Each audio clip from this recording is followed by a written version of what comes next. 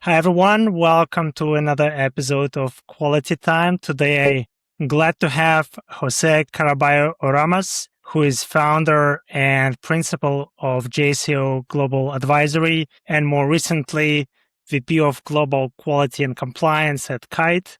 Jose, do you want to introduce yourself and tell a bit more about what you guys doing? Sure. Thank you, Nikolai, for having me. I'm Jose Caraballo Oramas, founder and principal of JCO Global Advisory. After nearly 40 years in biopharma, including leadership roles at Abbott, Amgen, Bayer, and Kite, a Gilead company, I now help life science organizations build better quality systems, improve organizational readiness, and adopt AI responsibly. My work is built on a simple belief that quality is not just about compliance, it's about building organizations that consistently make good decisions for patients. Yeah, thank you very much. And so what I wanted to discuss with you today, Jose, is so how we named it Roots of Quality Excellence.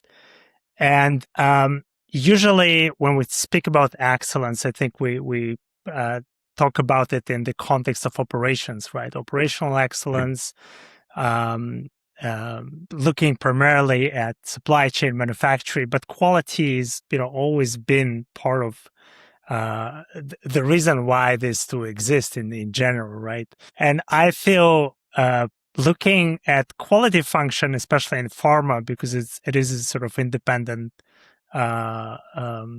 function today, you always see we sort of like drifted from this initial purpose and initial vision behind quality. And so that's, that's sort of the background of what I want to get your thoughts on today. But before we go into this, one thing I want to ask, a little bit provocative question. What is one thing that you believe is misunderstood about quality? Well, there are many things misunderstood, but I think you mentioned excellence, and that's very close to how I define quality, which is excellence in everything we do.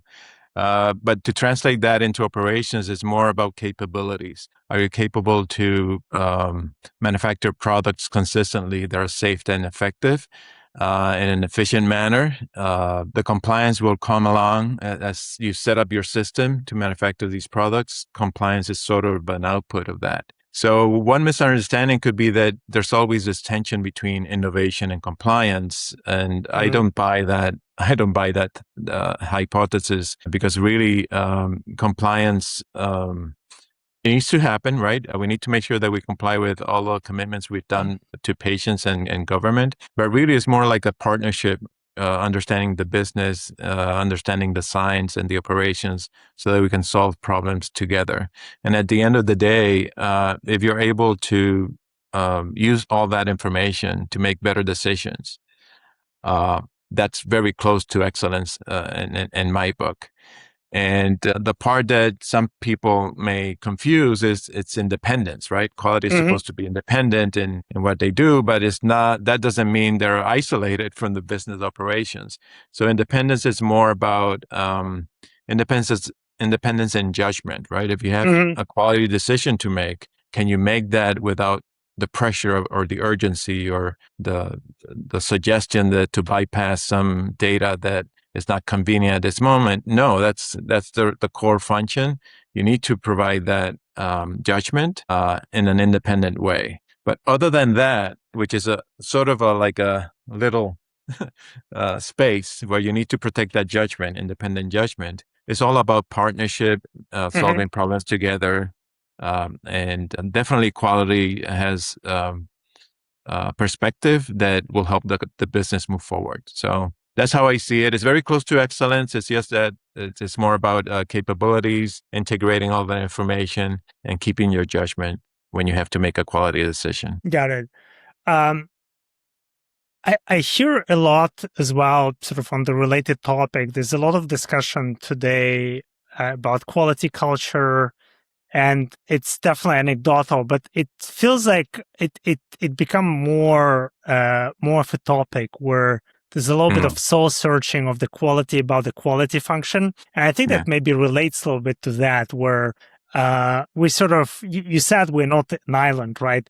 But I feel to Right. some degree, sometimes we are perceived a little bit like, okay, should we bring this quality guys into this discussion? The police force. So how do you feel? What do you think about that? Like this soul searching, like redefining the role of Mm-hmm. quality. Do you see that? Is it just me maybe sort of trying to come up with some sensational, topic to discuss? Or do you feel No. that we're still a little bit of soul searching? We're trying to define our space and our voice to get to be more impactful, let me put it this way, rather than Mm-hmm. being just like looking back and seeing or trying to help explain what happened, to sort Yeah. of look forward and try to steer the ship with other functions in the right direction. Yeah, you do bring a good point. Culture for me is everything. It will modulate. It will give the tone of everything, and it starts with the leadership, right? Leadership Mm-hmm. has to model that we want to do this right. We want to do it for the patients and for everyone else, and it permeates in everything we do. So if you think about it, in quality, we do have procedures, right? But basically, everything that is critical for us is defined, pre-established. So the procedures are not perfect, right? So what happens when there's a scenario outside the procedure? Mm-hmm. So culture will come in that Yeah. moment in order to do the right thing. You brought a good example, technical teams that would not call quality into the room because they're not ready for maybe some questions. That's culture that is Yeah. speaking out loud, right? Instead of bringing them in early so they can be part of the solution, everyone brings their perspective and they don't need to review something that has already been defined, right? Because they're a part of it. So culture permeates everything, and a good quality culture will engage with quality professionals early in problem Mm-hmm. solving, so they're part of the solution. And as long as there are clear accountabilities, right? Who's doing what?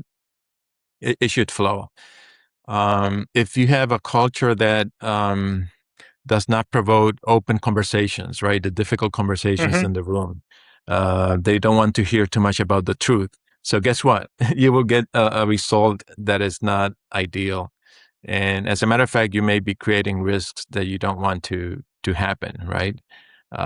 Because if the culture is yet to get perfect documents, you may be promoting people not being ethical and Yeah. falsifying data because the culture is perfect documents, right? So by trying to optimize different objectives, you may be hurting yourself. So it's better to have a clean, ethical, quality culture that is modeled from the leadership top down, and everyone has their alignment and understanding. So that's how I see it. It Mm-hmm. permeates everything because it acts in the thousands of decisions that happens to make Yeah. a medicine, right? If you Yeah. think about it, they're not just 10 steps. There are thousands of decisions that are going in, Yeah. and it's formed by culture. So yes, the great leaders will invest time in influencing, cultivating, promoting a good quality culture. I like in one of your articles you mentioned, or one of your posts on LinkedIn, you mentioned that metrics sometimes could be deceiving, right? You may see things like a perfect sterile, no pun intended, world in Yes. metrics, but in reality that may mean you just like not reporting things, or you Yeah. just like don't see what's going on the floor. Metrics is one of the elements or tools that we have to drive results and prioritize our work, but they can be misused, as you mentioned, right? If you want a metric to close deviations on Mm-hmm. time, right, within 30 days, and it's always green and everyone is happy. But what's behind the metric is maybe situations where you're closing an investigation too soon because you're already at that 29th day. Yeah. You need to Yeah. you need to hit the metric.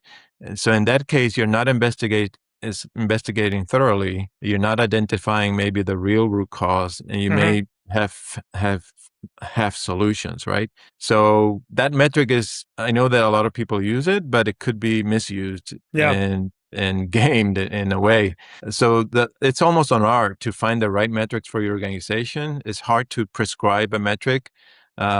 Recurrence, preventing recurrence, the same issues. Mm-hmm. Again, it's an excellent metric, but people start now to find ways to explain why this is not recurrent, right? Yeah. So they say, well, this was in room A, it was not in room B, but it's the Right. same technical problem. So they don't connect the dots. So again, you need to use the metrics, but also understand the numbers behind it and Mm-hmm. the behaviors that are being generated. Yeah. So yes, you need to measure things to improve, I believe, but you need to be careful about it. Yeah, and metrics, they're not ideal. I think you also need to understand Yeah. the limitations. It can give you some snapshots, some version of what's going on. I think in the end of the day, you want to do, going back to sort of roots of quality in operations, you want to do this Gemba walks and go see what Oh actually yes. is going on, go dive into details, because I know there's like two school of thoughts in leadership.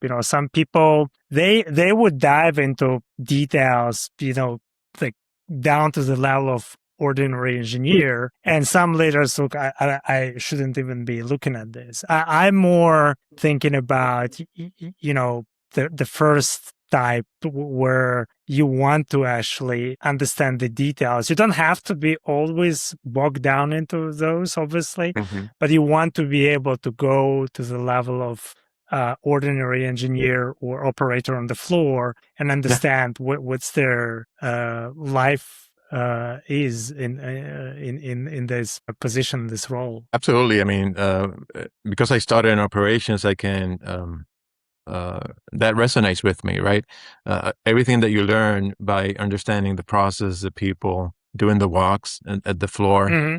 I like to say even how the room smells, right? Yeah. And you notice this room smells different today. What's happening? What's going on? And it happens that they're doing some maintenance somewhere, and you notice it. So having that basic understanding of the Mm-hmm. process, of the system, that the people that are executing the process is vital for then you in your office understand the 7.2 number, where it Mm-hmm. came from, right? And don't just believe it. It's just you understand where it came from, All right. because Yeah. you have all that information. So no, absolutely. The Gemba walks and having a good understanding of your process, your operations is key for a quality professional. As a matter of fact, is also a feature, right? You can see young professionals asking 10 questions about one thing. Mm-hmm. And maybe that's because they are ignorant in so many things. So they assume that everything is wrong, versus if you know about your process, you know where it came from, Mm-hmm. you can ask smarter questions and get sooner to the information you need. Mm-hmm. Good. So how do you then measure quality excellence? How do you measure quality culture? Or maybe to sort of go in a little bit step away from metrics. How do you know you have quality excellence, a quality culture, if metrics are not perfect? Yeah. So for leaders and professionals, you may go into a room and ask a question: "What happened here?" And I mean, we're all humans, right? So you can detect if you start blaming people or systems, Mm-hmm. or not being accountable for things that can happen, or maybe you're afraid of sharing this information because it's not the room. I mean, I will be shut down. All those are very telling signals about culture, right? Mm-hmm. So a simple question of a conversation in a room to try to solve a problem, you can see all these dynamics going on. It's not transparent enough to do a good job. So that's one level, right? Having that awareness when you interact with people of what they are providing, what they're sharing versus what they're protecting or concealing, and you can Mm-hmm. see that in the questions you ask. The other thing is, I would say coherence, right? Sometimes you go into the floor and get some information and then look at the document that recorded that, and you find a mismatch, right? So how Mm-hmm. many times you find that is not coherent? This is not telling the same story, right? So that would be a lower level of quality culture versus a higher desired one where Mm-hmm. coherence is everywhere. Everyone is aligned. We all know why we're here for, and what we're saying and what we're sharing is consistent with the documentation that is being created, right? So those are like two Mm-hmm. easy ways to try start to get this sense of what is a culture, quality culture in this company. And and I don't know if you can separate that, but if you look at the sort of quality organization itself, like how would you, what are the hallmarks of well-run quality organization beyond just culture of the company in Mhm. general?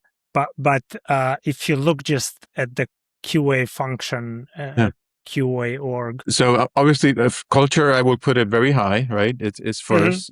You can have a great system, a perfect system with a bad culture, you will not get the results you need. So culture, I'll put it up there. But besides that, do you have the right roles and responsibilities, right? The right accountability? Do Mm-hmm. people feel accountable for their actions and for what's going on? I think that would be very important. I think also the systems. Do you have disconnected systems working Mm. or hurting you? Right. So if your investigation system does not speak to the change control system, you're losing part of that connectivity. And if you think about it, to manufacture medicines is a pretty complicated operating system. There Oh are yeah. many things Mm-hmm. working in order to achieve that. So if you have a system that is not well integrated or not well informed or connected, and it doesn't need to be electronic, although electronic helps a lot, but the right information flowing to the right Mm-hmm. people so they can make the right decisions, right? They don't find themselves reversing a decision because now there's new information because I never got it on the first time. No. So a good system will also support that you have Yeah. a good a quality organization. And then I would say continuous improvement, right? Everything can be Mm-hmm. improved. So even if you have this process that has been run for 2 years, maybe it's the wrong process to run today. Maybe things are more Yeah. Yeah. complicated or simpler, and you can simplify it. So this sense to continue to improve how efficient you are, and maybe these tasks, Mm-hmm. that's also a good signal, right? That you're basically learning from the system, trying to improve it. You're transparent and you're coherent, right? Yeah, that's the operations person is speaking in you. And I was wondering, so you mentioned you started as an engineer, came to quality from operations. Could you reflect on this transition? I sort of prefaced this whole discussion with this idea that, okay, quality originated in operations, right? Then became a separate independent function for right reasons, right? I don't think that should be changed. But there's a byproduct of that is that you sort of drifting a little bit away and become your own kingdom with your own rules, forgetting maybe a little bit like where your what's your original purpose is and what's the whole point of your existence. So like what are your thoughts on this, like moving from operations to quality, and where you feel this operations Mhm. vibes, if you will, right, they missed, and where they should be brought back into quality. Yeah, no, I feel privileged to start in this industry, and from operations Mm-hmm. standpoint, you learn a lot as a young engineer. So, and as part of my career, obviously, I had different projects, different startups from operations that I was able to learn and apply my knowledge. And at one point in my career, I felt that I knew enough about operations and technical aspects and the science of it and optimizing yields and implementing new technology, and all that Uh-huh. was fun. But I felt at one point that I was missing half of the business Mm. because the other half is the suppliers, the regulators, the patients, the complaints, the hospitals, the distribution networks to get this medicine where it needs to be. And at that point in my career, I knew everything about what I Mm-hmm. needed to know from that company, and I felt I needed to learn more. And that Mm. other part was the quality side that opened all those doors for me. So for me, it was more of an opportunity to learn more about the business, and Mm. not basically staying satisfied that, okay, now I'm the king of, of operations or this technical product, and I can optimize it, and I can do that forever. No, for me, I felt that I was missing a part, right? And Yeah, that was that was the transition, right? I had mentors, jokingly, that told me, "Oh, you're going to the dark side," when I made that decision. But it was a very personal decision to really interesting. change my career toward the other side of the business. Yeah. But I think that's sort of unconventional thinking, or maybe something, um, some perception about quality that it is that first is dark side, right? Second, it's something that sort of just you focus on one function, but in reality, it touches so many things that actually, when you get into quality, you get this chance of seeing everything, because quality compliance, you have to really control so many steps all the way from supplier to the patient. You cannot really just focus on one small thing. You really need to have this omnipresence and pervasiveness to be effective. I don't think that's what many people understood when they think about Mm-hmm. quality. Yes, I think it's going to get more interesting now with all these tools and AI and Uh-huh. everything else. In the sense that if productivity is increased because of these Mm-hmm. tools, and you need to spend less time tracking a document or maybe Mm-hmm. connecting the dots or doing some analysis, you can use that time to make better decisions, to understand better a problem, to get to the real root cause, right? So it's more strategic in the future, I Mm-hmm. believe, for a quality professional, because all these administrative tasks will be done more productively, right? As the industry advances, so it's more of a strategic advisor, good judgment for good decisions, mitigating risks, and in my mind, they should be invited to the first meeting, not the last meeting, when they have a technical problem, because they have part of the solution, the quality Yeah. professionals. And as you mentioned, in our industry, which is regulated and Mm-hmm. there's a lot of scrutiny, there are many things that can go wrong. So the quality professionals also understand the regulations. They apply it to the risks-based approaches that the company wants to focus on. And yeah, again, they're part of the solution. Yeah. It should be a valuable team member to move the business forward. Yeah, it's a great segue to the next topic I wanted to cover with you. So, what Mhm. do you think about AI and its impact on quality? And AI, it's like, I know it's like sports. There's like so many opinions about it, or politics, right? If you want to start the Yes. discussion, talk about AI. So what are your thoughts? Do you see the impact of AI on the function, and how big is it? How small is it? Hmm. What are your thoughts on that? Yeah, I think it's an excellent technology and tool. We'll be using more of it. There's so much to do. I have interacted with professionals in industry that want to use AI for everything, even for Hmm. product release. And it's like too soon, too fast, too much, right? First, we need to gain trust in the technology, how it's applied. I would say that governance is key in how Hmm. you manage this. Um, I would say that implementing AI too soon may be the wrong decision, because you Hmm. don't want to automate bad processes. So Yep. if Yep. you had a bad process, AI will multiply that 100 times and make it worse, right? The emphasis of data and the quality of your data, how you govern it, how you make sure that it's accurate, is precise, Hmm. that's critical, because AI learns from data. So if your data is not clean, is not appropriate, is not complete, it will be multiplying confusion moving forward. So I see AI as a great tool. I always Hmm. advise colleagues to start in peripheral systems, maybe in maintenance areas, Hmm. um, or maybe in documentation areas where there's some task that you need this capability, and gain trust from the system, right? See how you Hmm. govern that data. see how many changes this system will require in a year, and how you're going to maintain it up to date and trained to make it do what you intended to do.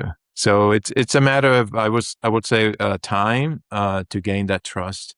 The technology is very powerful, and from an administrative perspective, there's so much you can do with an AI helping you, assisting you, right, in your task. So translate that into the thousands of tasks in a company where quality needs to execute it. Yeah, it's just fascinating, the possibilities. But the line that I will not cross, and we always talk about the human in the loop, but it's really the judgment, the independent judgment. That judgment, you cannot delegate it to a system. You need to keep a hold of it. Yeah. Where do you see, let's say, in 5-7 years, where will we be with AI? How would the whole function change? Yes. So I think if we learn how to govern the system and the data, we spend some time improving our processes, which is the transformation that is needed before you automate it. It will be a great future, right? Because you will have powerful tools to find signals, to help you organize the information, to make better decisions, to consolidate information that you need to do your job. So you're more now applying your judgment instead of following up on the document. You're following up on the justification or the conclusion of the document, right? You'll have more time to really get that right. So I think that the future is great. Also, we spend a lot of time connecting data sets from different systems. We're not integrated. So with AI as a layer, I think it will open the opportunity to integrate a lot of information that now we can be smarter about it, because we now have the full picture. So that's how I see it. Again, governance, good data, transformation before automation would be the path. I feel that's a difficult part, where obviously you want to change your processes and then automate a new process, right? That's more meaningful. And I see from the work we're doing that lots of things have been defined in a certain way, just as sort of compensatory mechanism to all kind of challenges with data, with just execution. There's many reviews or sort of many feedback loops, which take time, which additionally create friction and don't let you actually, in many cases, like spend quality time focusing on the specific judgment, how you want to make it. Yeah, I feel, but I feel nobody does it, because it's so hard. It's also sort of chicken and egg problem. Often AI enables these changes. Yes. And then I need to change the process and then sort of fully leap into this AI transformation, assuming it works. That's what scares people, I guess. Yes, it could be a chicken and the egg. But again, let's take a step back, right? In the whole industry, not everyone is in the same starting point. There are companies out there that have a great culture, have great processes, that have been already asking for something like this to happen. So when AI comes in, they will just go in and start using it because they have already transformed, or they have good processes, they have the good culture, they have a governance structure. I agree that not everyone is there, but I'm sure that there will be companies that will take this as an advantage and move on, right, very fast. So in my mind, it's there's a mixture out there of companies that need to start from scratch, as you say, but others that will be able to apply this technology very fast. So do you feel there will be, this gap between different quality organizations in terms of their maturity, in terms of how they run their processes? So it's probably going to go up then if AI is a multiplier. So whoever was behind stays more behind, and whoever had a good culture in place, good processes, a well-run machine, they will just accelerate further with the help of AI, because it's just easier for them to automate it. Yeah, that's one possibility, that the gap increases, right? The other possibility could be that the gap reduces because AI becomes this accelerator. Mm, It's so powerful in connecting things, and we do have an industry that we speak to each other, right? The ISP, the PDA, all hmm. these Right. conferences. We do share our learnings and our technologies. So I think there's a component that AI can accelerate some transformations. So the mistake will be to just apply AI to a bad process. Hmm. But with AI, you can accelerate transform your process, right? So it's like it cuts both ways. It depends how you use it.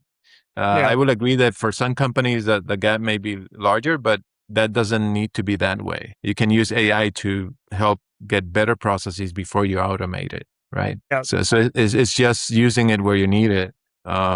It is still a powerful tool. I think data quality I've heard Hmm. is a real challenge. That's why you need the governance and at the right levels. Um, because AI with bad data is just bad AI. Yeah. It would not work. Yes. Yeah. Yeah. I think data quality is always, a usual suspect for any kind of problems, because it's just also a reflection of how things are run in the company. Because if the more mess you have in your data, that's a reflection of probably your processes are not optimized and not really well run. So it's probably some confounding factor, but I agree, it's definitely something you need to work on. And I hear it from many people that you And want to start with your data. AI, but by the way, can help with that. exactly. It can help you understand your variability. Something as simple as agreeing on what to call things, right? If you have Yeah, a procedure to investigate your process, don't use 10 words to describe the same thing. Use exactly. this Yeah. word, right? Because that will impact the data at the end. Hmm. You may have too many ways to call something. No, yeah. So even it's not data, it's just the system that you're using to generate the data. Think about Yeah. that as well, right? So Yeah. And interestingly as well, the regulators on their side, there's a lot of, I think, discussions about AI. And I Mhm. was just reading recently about FDA jumping into AI under the previous commissioner pretty actively. And now it's the sort of the article was speculating what's going to be with all these initiatives now when Mm. a new person at helm. So definitely will be a big an important indicator that I'm sure many people will be watching to see, okay, how much we need to commit to this, Mm. and how much that will be really the future. But in my personal opinion, I think it's hard to imagine it's not going to be a future. Just as you said, Mhm. there's so Yeah. many possibilities, so many new capabilities that you're getting with this. Mhm. It's just like hard to imagine that it will stay the same. It's definitely will be a lot of changes. It will, and the regulators are understanding this new technology, and they're looking for ways to incorporate it in our practices. I think the other nature of AI is the deterministic nature of Hmm. it versus probabilistic. How can you tell me if I have this same information that I Mm. will get the same conclusion? So that aspect of how can I trust the model today Hmm. because I learned something yesterday that will change my conclusion. So that aspect also, at least from a GMP quality perspective, we will like to understand it better so it's more predictable, right? Yeah. And I think regulators, by stopping to accept all types of AI and putting some lines around Hmm. probabilistic models and on the deterministic models, it's just expressing that concern that we're not Hmm. still so sophisticated in governing the system Yeah. appropriately. Yeah. Yeah. It's a hard job for them because there's like so much progress Mhm. in the industry. To keep up Yes, with it is pretty tough. it Um, is. what would you what advice would you give to young professionals, right, that are starting in quality? I guess it's Mhm. probably a universal concern that any young person has today. Like, if you choose this path professionally, how it's Mhm. going to be affected by AI? You know, again, in 5 7 years, will I be needed at all? What would you Mhm. think in quality space? What are these fundamental parts of the job that makes it AI Mhm. proof, or whatever is whatever is a great Yeah, term for no, that? I think everyone is exposed, right? Not just quality. So for me, the judgment piece, right? Hmm. Quality is standing in a point where it needs to make good decisions on behalf of patients and the company to release and reject lots. It's looking at different signals to make that judgment call based on evidence and on risk. So I would say it would be more of a strategic professional that learns how to make good decisions, right? Hmm. That judgment, I think, will be key. That cannot go away. That judgment is still there. Everything else will go away, right? All the hours you spend transcribing data from I'm sure different nobody will systems. miss this part. Yeah, that's time spent that you don't need to spend in the future. But that judgment, how to make good decisions, how to design better systems from the start, Hmm. right? If you're part of a project where a process needs to be developed or deployed commercially, you will have more time to get to the right decisions. That's how I would put it. For the future professional, be savvy about data, about technology, and learn how to make good decisions. Get a good mentor and keep being Hmm. curious all the time. Those are part of the good formula. Yeah, I think in the end of the day, one advantage quality has in terms of being AI proof, I think, I don't know if you would agree about this. I think in the end of the day, it's sort of people's job, right? Where you actually talk to Hmm. folks, interact a lot. As you said, judgment is a sort of big part of what humans actually bring to the table. And you often need to defend this judgment, right? Justify it and talk to others, whether it's colleagues or regulator or some external party. So I guess that this part of qualities definitely will stay in place and will help to make it AI proof. Yes, there's always the need for the human and for a reality check. Yeah, think about Hmm. this: quality, an AI model that is fed with all the data, and with time, the humans will start using that data to produce new data. So at what point you're cut off from reality Yeah, because no, it's that's a a good point. bubble Yeah, of generating data that is assisted by AI that then use it yeah. to train it. So I think about how to detect that, right? How to prevent it. Mm. But it could be that a root cause for a new for a problem that we think we know, it's outside the body of knowledge that we Hmm. accumulated. But if you only use the AI assisted process, you will Hmm. miss it, right? So when Yep. when that day comes where you're not able to ask the extra question to understand that data, then that's a problem, right? So we need to find ways Yep. to keep that real. Uh, Yeah. No, it's a very good deep thought. It's I like this analogy about the AI models is that it's not really learning, it's more like compression, where mhm. is there's a lot of information compressed in this a small bit, so to say, Yes.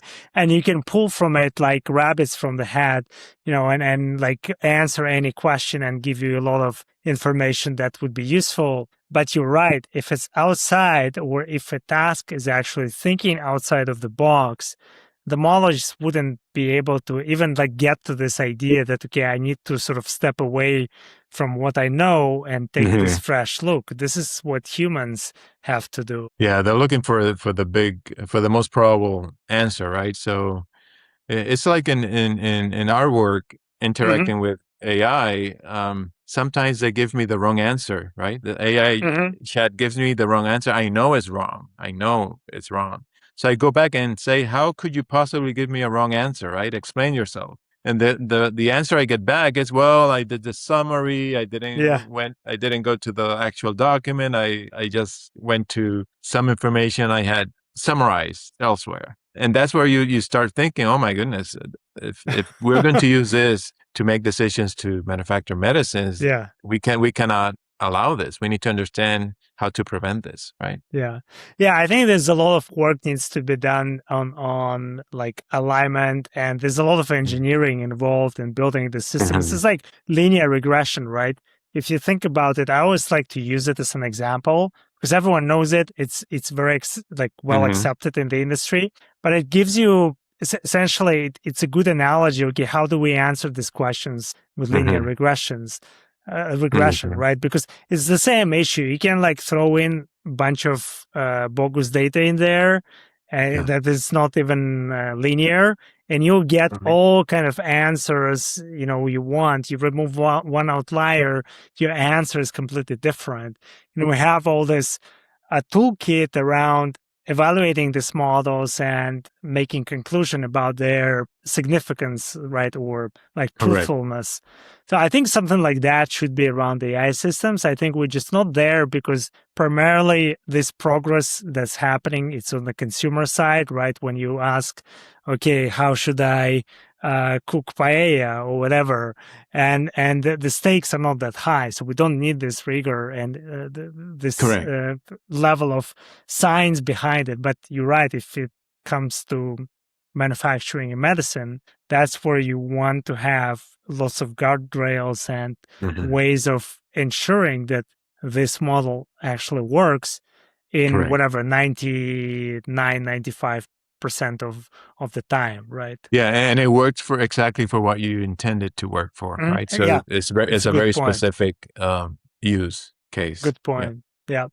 So looking back at our discussion, what would be your advice, especially now you probably talk to many leaders in your new role? What's in their mind? What typically you advise them in terms of how do you get to excellence and quality to great quality culture? Where should you start?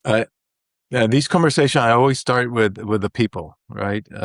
If you have good hires, right, you look for the appropriate talent that you need to run your company. It starts there, right? Because that's the person that will make the right decision even when no one is looking at them or in a dark room. They will make the right decision. So that ethical spine, somehow you need to find it and hire it. I would say the other part will be, as we mentioned before, cultivate, advocate for a transparent, coherent, ethical culture where everyone has value, all perspectives are good.